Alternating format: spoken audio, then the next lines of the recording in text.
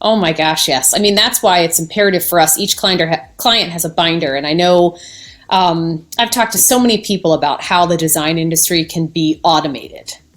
And as folks have realized, no, it can't. There are certain portions of it that can be, but so much of what we do is so hands-on, it's impossible. So we still have binders, and every time we do an installation, we have an install binder. It has a clipping of the fabric, it has a picture, so, and all of our floor plans, exactly where things are going, because not everybody who designed that room is going to be able to be in it to know exactly what goes where. So we give a paper copy of that to our design install team, our movers, and they're so fortunate that they're so grateful for it. They're so sweet. And we slap up things on the wall that say living room or what we've called it, so they know where they're going. So the install process is a little bit easier, but we do our best to try and get it all done, but nothing's ever perfect. It's never perfect.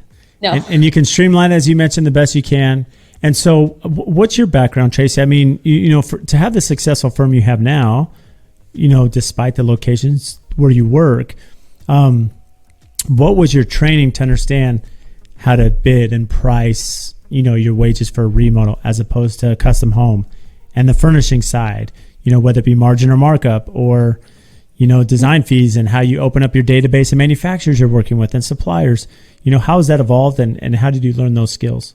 It was all trial and error, my friend. Oh my gosh. I am not what you would call the typical designer, because I grew up, my aunt and uncle flipped houses in Baltimore in the 80s before flipping was flipping. So I would scrub aggregate, stain floors, hang cabinets, do all of those kinds of things as a very small child. I loved it. It was always in my blood. But my mother did not want me to be an interior designer. She said, "You'll never make any money.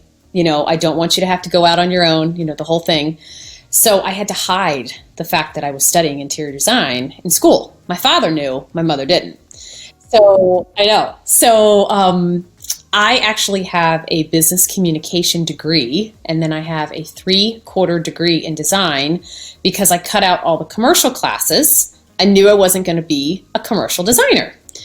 So I got out of school. I started planning events. I worked for the .com when that was a big thing.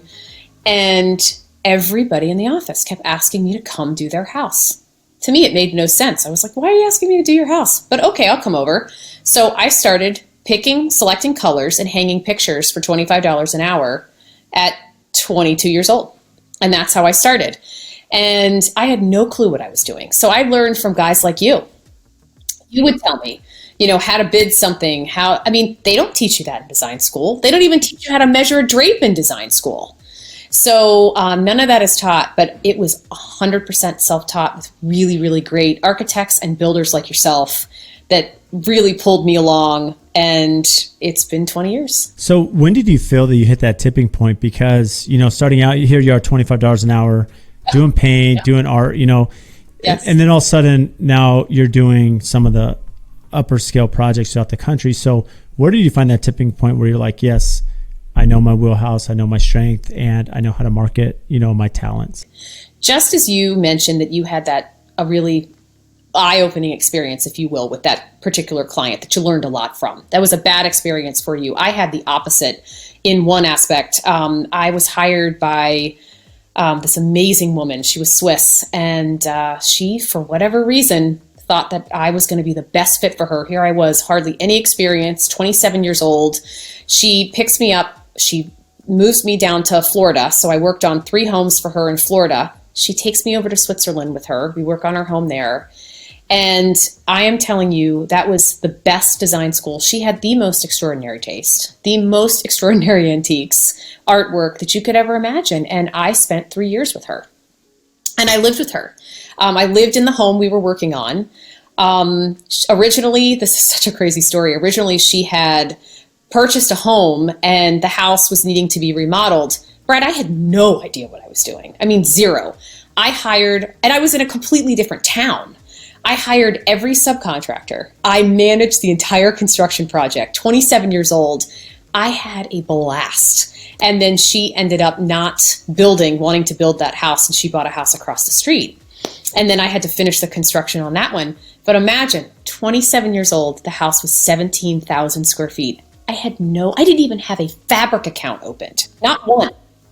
So you want to talk fake it till you make it. That's exactly what it was. And she was so patient and so kind. And I thank her every day for all the amazing opportunities and experience she gave me. But that was really my tipping or turning point, knowing that, you know what, I got this. I can do it.